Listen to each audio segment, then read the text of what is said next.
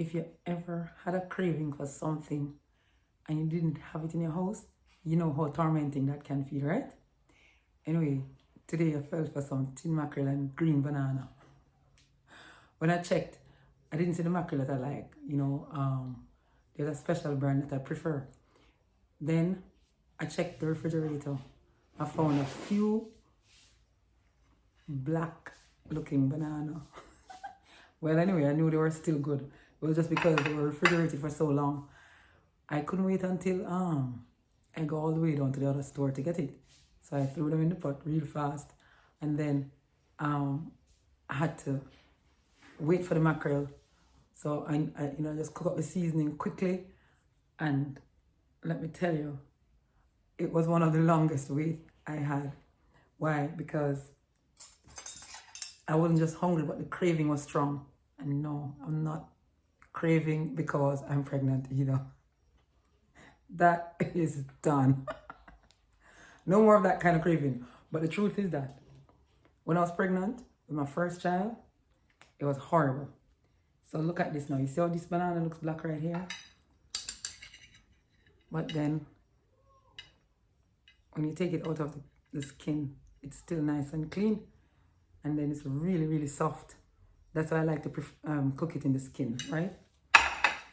So let me keep eating while I'm talking and telling my story. One day, I was at home. I was living in New Kingston. And again, if you live in Jamaica, you know exactly what I'm talking about. I never had a car because my husband at the time had a car at work. So,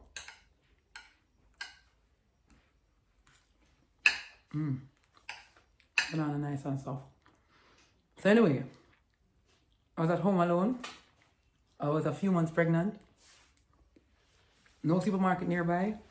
I started walking up and down Old Hope Road. Then I find a little shop around the corner.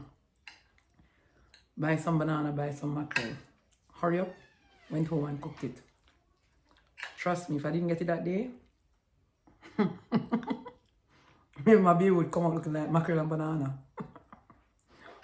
but thankfully I found it.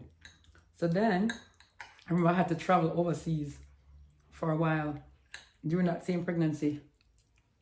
What my husband did, I had to load up a suitcase with tin mackerel. And of course, every now and then, when I get that craving, I just jump and cook some. Nothing like, country people used to call it tin boom or something like that.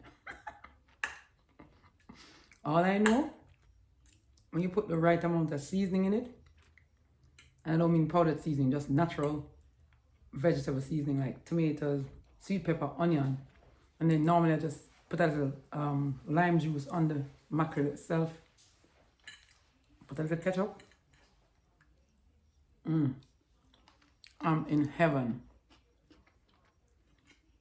Another thing about this whole tin mackerel story is I love to keep it because it's not just easy to prepare, but it really tastes good.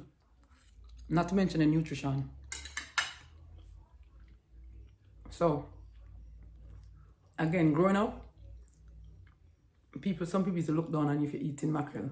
Well, this is some nice white rice I have here.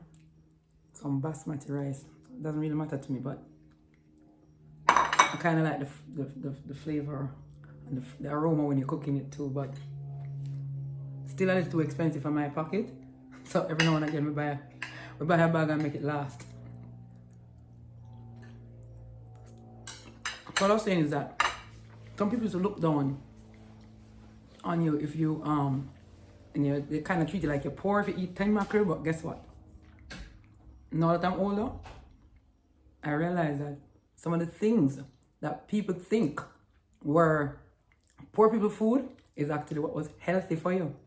Because you can read up the nutritional facts about fish, mackerel, whatever in all this tomato sauce.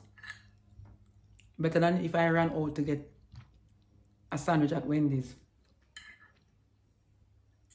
It's just garbage. Not to mention the banana. Much better than if you could buy some dry up food to eat. So, I share my little story with you to tell you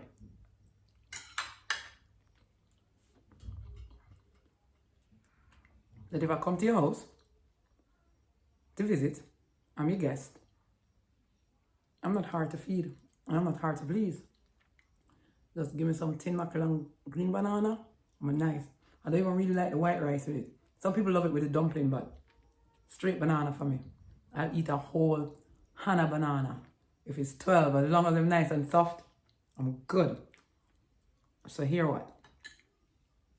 Next time you think about what to eat, you can't come up with any quick meal idea, check out one of my favorite dishes. See you next time.